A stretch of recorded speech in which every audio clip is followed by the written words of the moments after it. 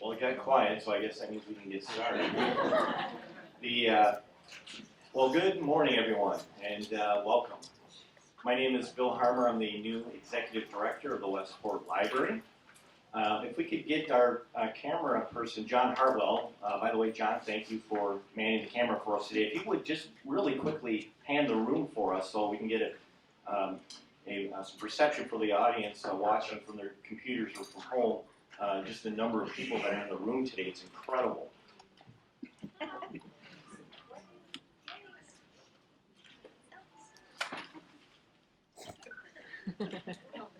And there's still room up front, folks. We have some chairs here. Thank you very much. Thanks, John. Well, good morning, everyone. Thank you for being here, and welcome to the Westport Library. I'm told that there are 27 Connecticut public libraries, 3 academic, 6 school systems, and the Connecticut State Department of Libraries in the house today. And you can tell by taking a look around the room. All of our sessions will be streaming live as well to a larger audience, and so we're very excited about that. It was almost 2 years ago to the day that we learned the exciting news that the Institute for Museum and Library Services awarded us a grant for our proposal, MakerSpace's 2.0 Retinkering Libraries. And as fate would have it, it was 2 years ago today that we were in this room and partnering with the Connecticut Library Consortium on a program, a trending program on MakerSpaces in libraries. How many of you were here for that program as well? A fair amount of you. Well, welcome back, and also we're excited to be partnering again with the Connecticut State Library Consortium and its director, Jennifer Keohane. Jennifer, where are you? Right here. Jennifer, thank you. Thank you for bringing this wonderful program back to Westport.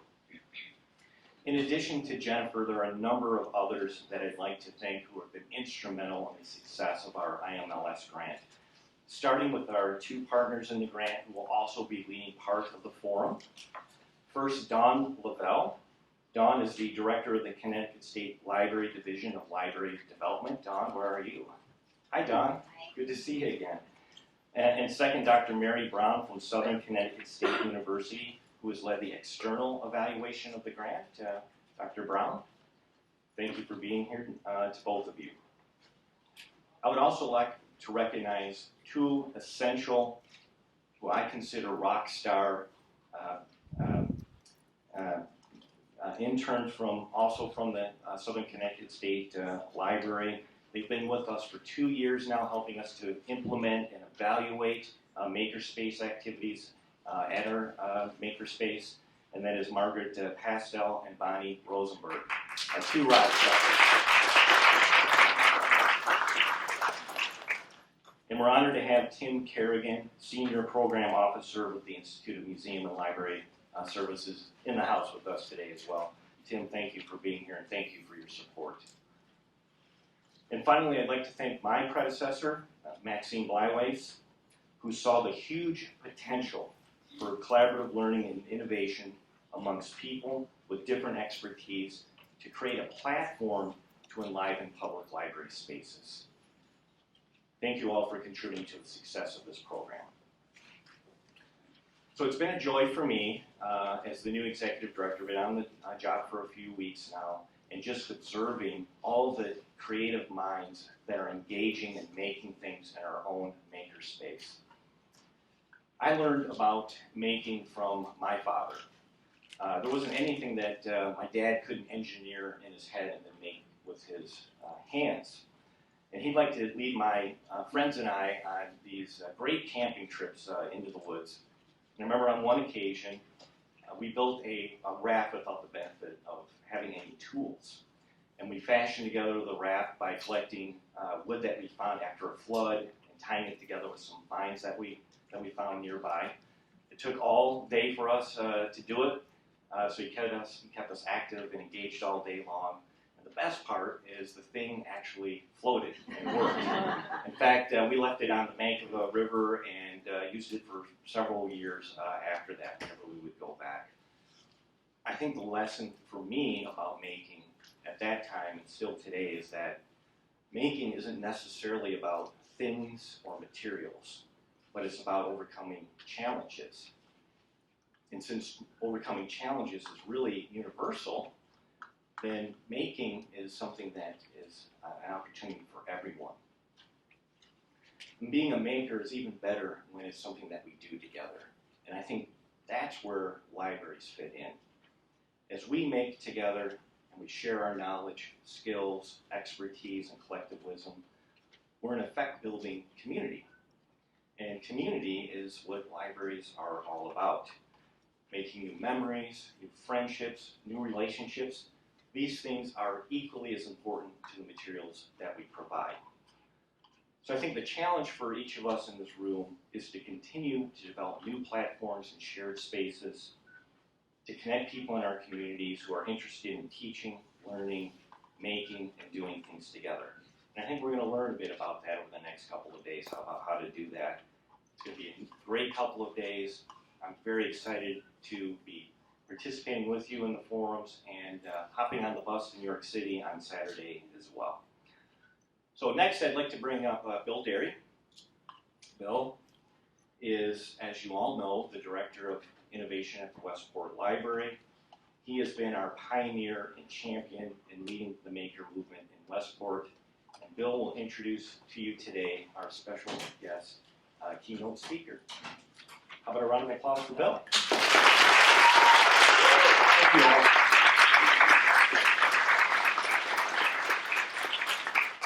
Thank you so much, Bill.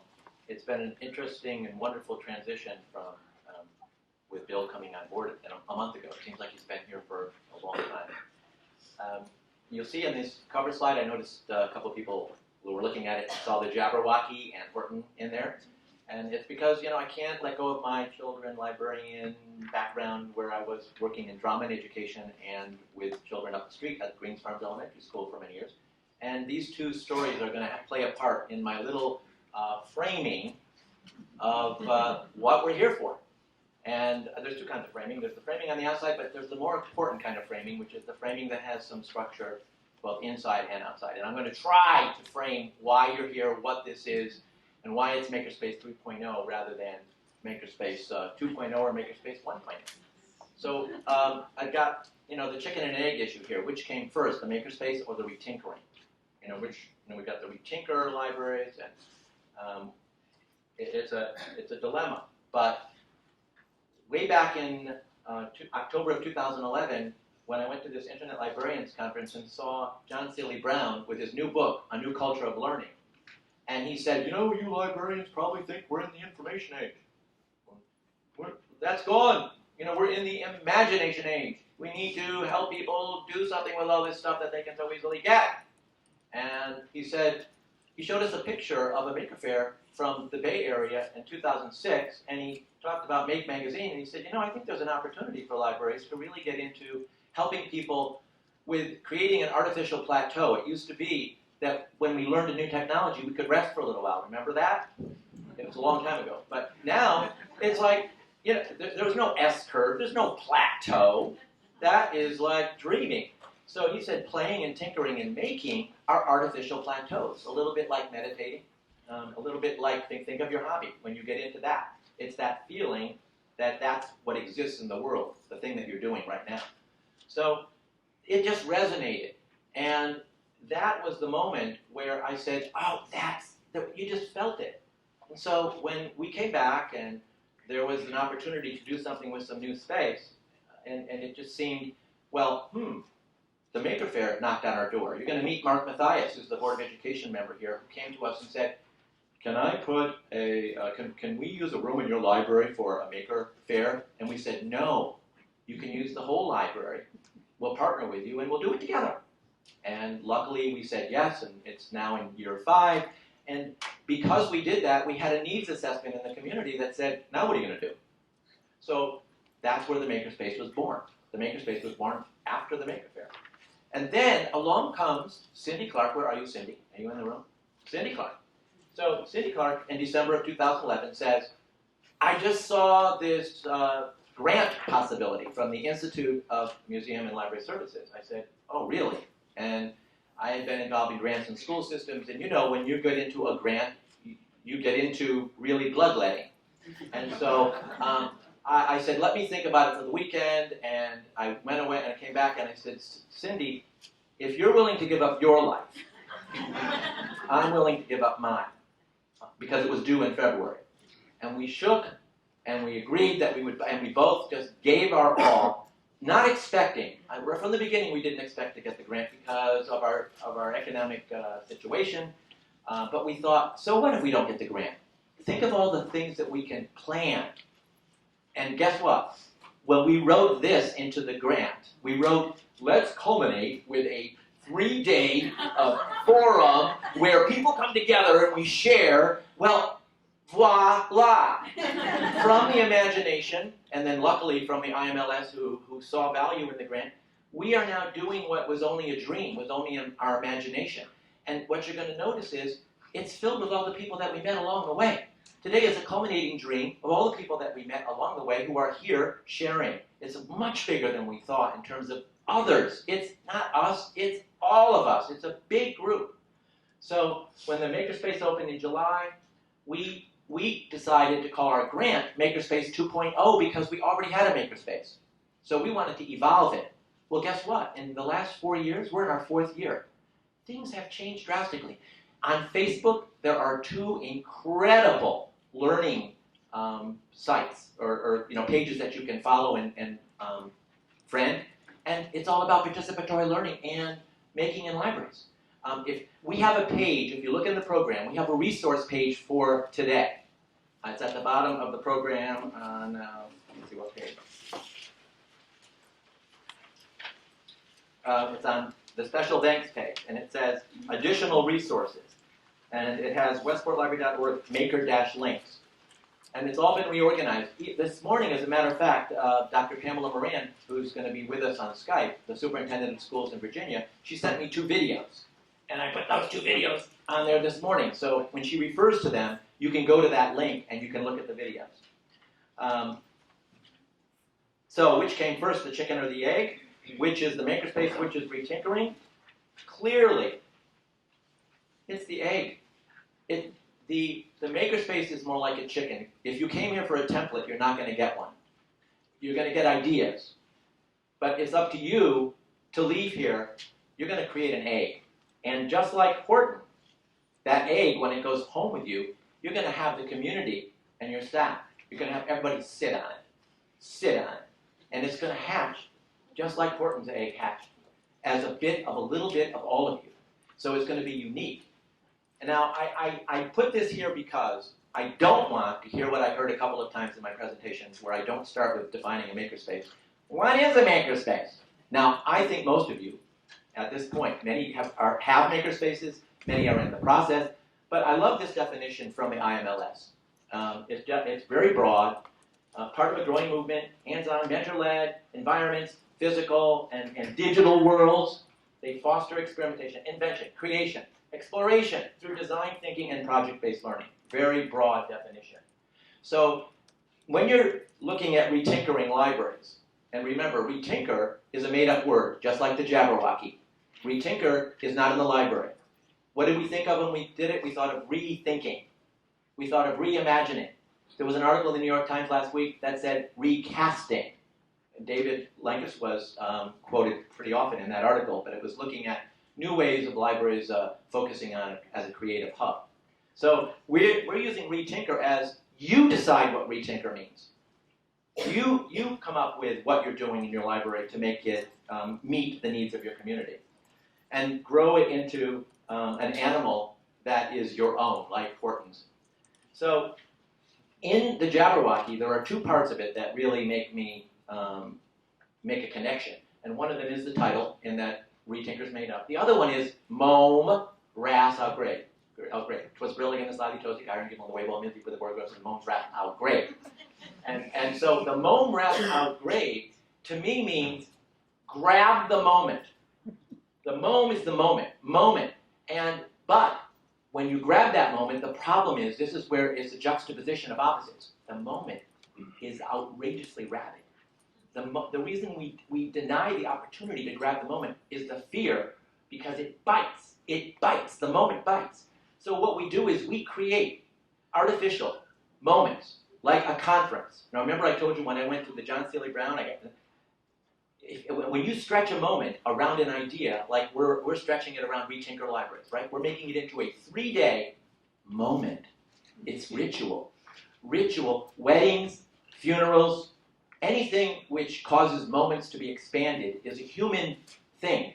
It's using imagination to take one little moment and broaden it and put a fence out far, far from it. So I think having conferences to me is the best. You get so many ideas, and we're hoping that that's what this is for you, that you are going to collect ideas that meet your needs, that you create your egg, and you leave here with something that can be hatched in the future. So that's the framing. Now, today, you've got these lanyards. On the back of the lanyard is your schedule. And that schedule is going to lead you to the breakout sessions. There are 11 rooms in the library for those breakout sessions. And we've got a map. We've got loads of people on staff who are going to help you today. They all have maps. They all know where the rooms are. If you're in the wrong workshop, it's kind of hard to change now, but we'll do our best to accommodate. We've been changing a lot of people, but it's hard to change now. We have discussion groups, and all of the list of the workshops are on that sheet. Today it's from 12:30 to 2:30. If you have 2 one-hour sessions, you're going 12:30 to 1:25. So it's a 55-minute session. So if you're in a discussion with David Lankus in the Sheffer room, you're going to leave it 25 past and go to your second one-hour workshop. If you're in a 2-hour workshop, you're going to be there from 12:30 until 2:30. Then there is a 15-minute break to set up for the Maker Showcase. And the Maker Showcase is happening right in the same place that there's a workshop, so it'll be an interesting transition. And it's all going to happen up in the Great Hall, second floor of the library. And you're going to meet a lot of the makers that we've had over the past 2 years. And you're going to have a chance to see, we're going to have a couple of tools. You're going to go into the MakerSpace and you can explore that and look at some laser cutters and a few things like that. But it's more about the various ideas that these people have brought to the library. Balam Soto with his quilt and so on. So those of you who are taking the cardboard virtual reality, which will be in here, you get a bonus during that time in that the Oculus Rift will be available just for your group. If we tried to make the Oculus Rift available for everybody, we would spend all day doing just the Oculus Rift. So the virtual reality people have sort of a special pass to go and try out the Oculus Rift during that time. Okay? This is a layout of our hall. You may have to decide in 1 hour. Like we have a biography of each one of those people in the program. So you may want to pick and choose who you go to. We have authors, Alec Foge, the author of The Tinkerers. So we have Tom Bruno, who is from a Yale librarian, who wrote a book called Wearable Technology. He'll have his book. It just goes on and on. There's going to be a lot there, so you might have to pick and choose in the 1 hour. Because after that hour, this is a packed day. After that hour, there's a 15-minute break. It's really a transition. And we're culminating in here with this imagination panel led by Dr. Roger Levy in the back, who is going to be the moderator of the imagination panel. And that's how we're going to close, with imagination. So we start with our education panel and this morning after our keynote, and then we end with imagination today. We won't go over tomorrow's schedule. So does everybody have it straight in terms of what the day is offering and how you need to really move between the workshops in order to get them all in? Okay. Any questions? Okay.